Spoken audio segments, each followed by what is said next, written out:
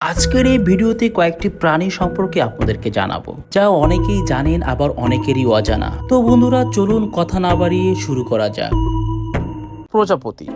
প্রজাপতি লেপিডোপ্টেরা বর্গের অন্তর্গত এক ধরনের কীট। এদের শরীর উজ্জ্বল রঙের এবং এরা দেখতে অত্যন্ত আকর্ষণীয়। প্রজাপতির বেশিরভাগ প্রজাতি বিবাচর বলে এরা সহজেই নজর কাড়ে। এদের মাথায় গোলাকার পুঞ্জাক্ষী রয়েছে। প্রজাপতির 10 খণ্ডে গঠিত দেহ আকৃতিতে অনেকটা বেলনের মতো। শেষের 2 থেকে 3টি খণ্ড যৌনাঙ্গে পরিণত হয়েছে। এছাড়াও প্রজাপতির জন্ম ডিম থেকেই হয়, তবে ডিম থেকে সরাসরি প্রজাপতি বের হয় না। প্রথমে শুঁয়োপোকা বের হয় এবং নির্দিষ্ট একটি সময় পর শুঁয়োপোকা প্রজাপতিতে রূপান্তরিত হয়। আজ থেকে প্রায় 10 কোটি বছর আগে উত্তর আমেরিকার আকাশে প্রজাপতি প্রথম উড়েছিল বলে জানা যায়। এরা পা দিয়ে ভেজা মাটিতে পানি শোষণ করতে পারে। ইঁদুর।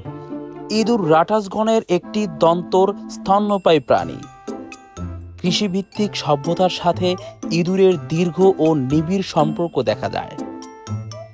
এরা দৈর্ঘ্যে 4 থেকে 8 ইঞ্চি হয়, খুব দ্রুত চলাচল করে, মাটিতে গর্ত করে থাকে এবং জমির ফসল, ঘরের আসবাব, কাপড় প্রভৃতি কেটে নষ্ট করে। ইঁদুর নগর জীবনের অবিচ্ছেদ্য অংশে পরিণত হয়েছে। পৃথিবীর সকল শহরেই মানুষের বসতির খুব কাছে, এমনকি বাড়ি ও অন্যান্য নির্মাণের ভেতর ইঁদুর বাস করে। এরা অতি দ্রুত বংশবৃদ্ধি করে। এদের শরীর দ্রুত অনেক পরিমাণের খাদ্য গ্রহণ করতে সক্ষম। ইঁদুরের লোমে থাকা প্রকার দেহে এক ধরনের ব্যাকটেরিয়া থাকে। সেই ব্যাকটেরিয়ার ফলে প্লেগ নামক রোগ ছড়ায়। অতীতে এই রোগ বহুবার মহামারী হয়ে বিপুল মানুষের মৃত্যু ঘটিয়েছে। আধুনিক যুগে টিকা ও শক্তিশালী অ্যান্টিবায়োটিকের কারণে এই অসুখ বিলুপ্ত প্রায়। হাতি। বিশ্বের সবথেকে বড় স্তন্যপায়ী জীব হলো হাতি। ওজন হতে পারে প্রায় 6 টন। পুরুষ হাতি সাধারণত 30 থেকে 40 বছর বাঁচে, তবে বন্য হাতি বাঁচে 60 থেকে 70 বছর। গোটা দুনিয়ায় 2 রকমের হাতি পাওয়া যায়, একটি আফ্রিকান এবং অন্য একটি এশিয়ান। কানের আকারগত ফারাককেই এই 2 প্রজাতিকে আলাদা করে চেনা যায়। হাতির সুরে অন্তত 1.5 লাখ পেশির একক রয়েছে। হাতির শরীরে সব থেকে স্পর্শকাতর অঙ্গ হলো এই সুর। হাতির দাঁত আইভরি দিয়ে তৈরি, যা বিশ্ববাজারে চড়া দামে বিক্রি হয়।